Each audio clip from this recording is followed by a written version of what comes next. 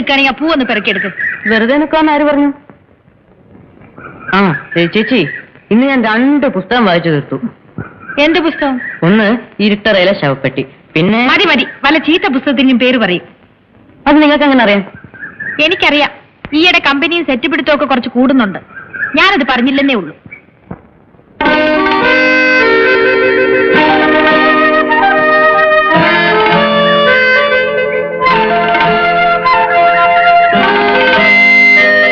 ഒന്ന് നോക്കി നിൽക്കാതെ ഇതൊന്നും പിറക്കിക്കൂടെ?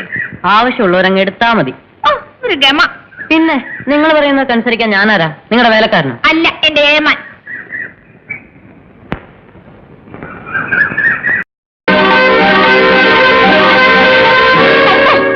എന്താ പപ്പി കാണിച്ചത്? എന്ത് കാണിച്ചു? എന്ത് കാണിച്ചെന്നോ? കുറെ കൂടുന്നുണ്ട് വെള്ളത്തില്. ആര് പറഞ്ഞ നീ കുരുത്തക്കെടൊക്കെ? ആരും പറഞ്ഞൊന്നുമല്ല. പിന്നെ പിന്നെ പിന്നെ എനിക്ക് തന്നെ തോന്നിയതാ. തന്നെ അങ്ങ് തോന്നുമല്ലേ?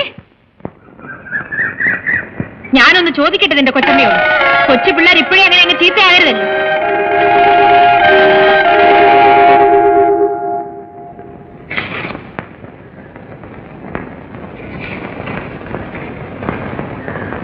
എന്ന് വരുമെന്ന് എഴുതിയിരിക്കുന്നത്?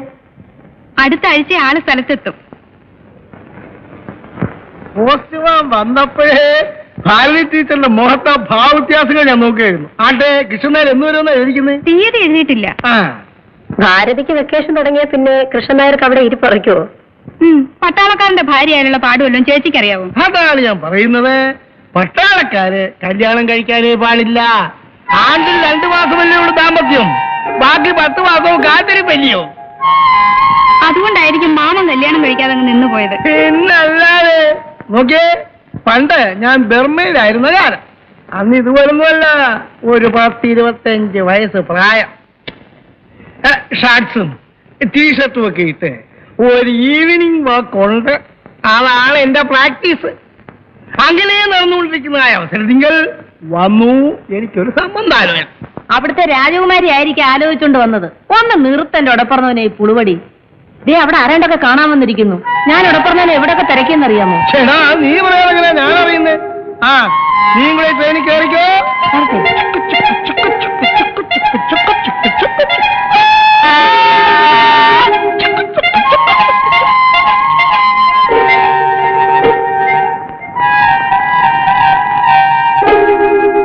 ഇത്തവണത്തേക്ക് മാപ്പ്.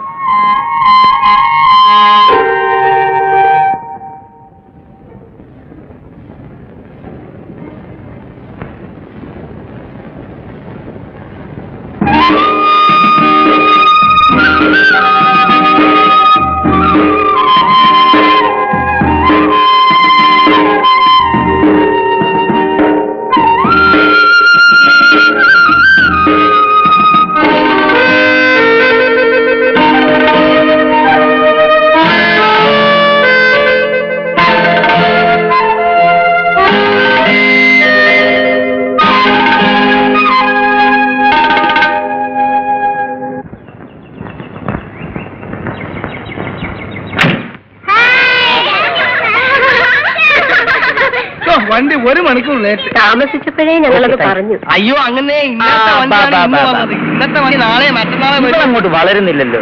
കഴിഞ്ഞ കൊല്ലം ഞാൻ വന്നപ്പോൾ ഇത്രയും തന്നെ ഉണ്ട്.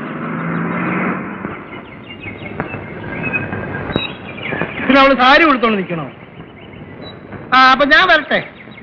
അമിതാഹാരമേ ശരീരം മുറ്റുക എന്നാണ് ശാസ്ത്രം.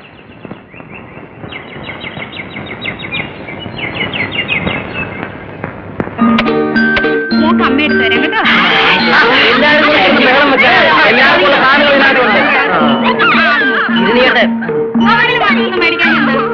എന്നാ ഒരു കാര്യം ചെയ്യാം, ഈ സാധനങ്ങളൊക്കെ ഇവർക്ക് പെട്ടി കോവുന്നത് എന്താ?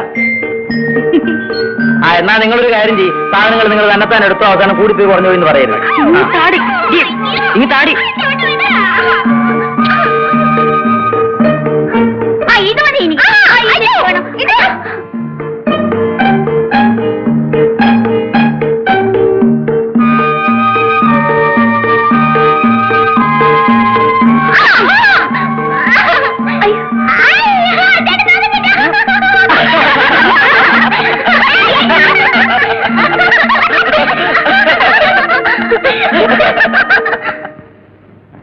ഒന്നിങ്ങോട്ട് വാ എന്റെ അമ്പാനെ. അമ്പാന്റെ മനസ്സിൽ എന്തോ വിഷമം. എന്താണെന്ന് പറ. ഒന്നുമില്ല. അത് ചുമ്മാ പടായി. എന്താണെന്ന് പറ. ഉണ്ട്. നീ ഒന്നും മിണ്ടാരി കൊച്ചുമണി. എന്നാ ഞാൻ പറയട്ടെ. എന്ത്? അമ്പാന്റെ മനസ്സിൽ എന്താണ് വിഷമമെന്ന് ഞാൻ പറയാം. പിന്നെ കാര്യം സത്യമാണെങ്കിൽ സത്യമാണെന്ന് പറയാം.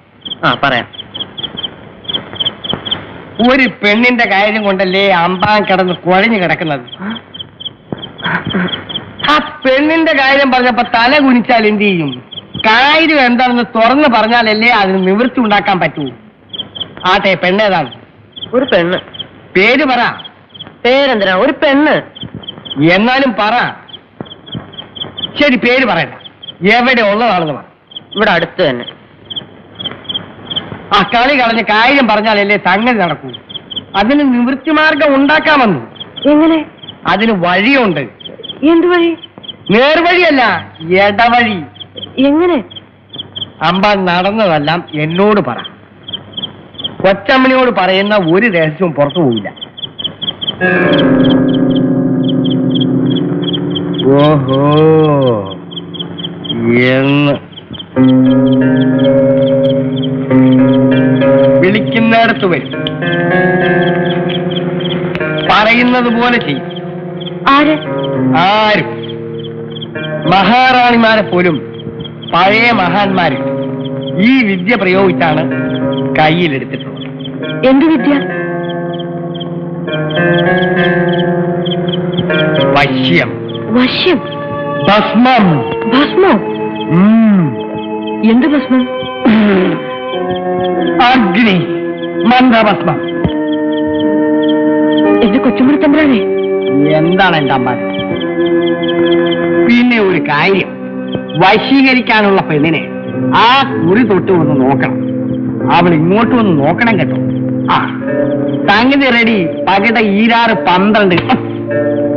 പിന്നെ ഒരു കണ്ടീഷൻ, കുളിച്ച് ശുദ്ധമായേ ഭസ്മം തൊടാവും.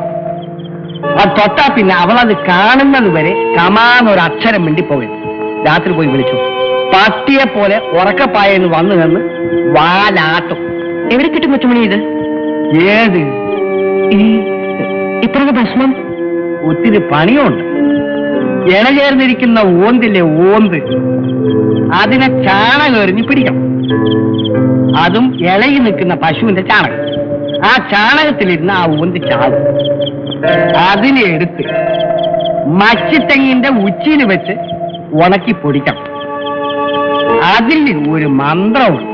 മച്ചിത്തെങ്ങിന്റെ ഉച്ചി വെച്ച് ഉണക്കുന്നു. നടപ്പുള്ള കാര്യം വല്ലതുണ്ടെങ്കിൽ അത് പറ കൊച്ചുമണി.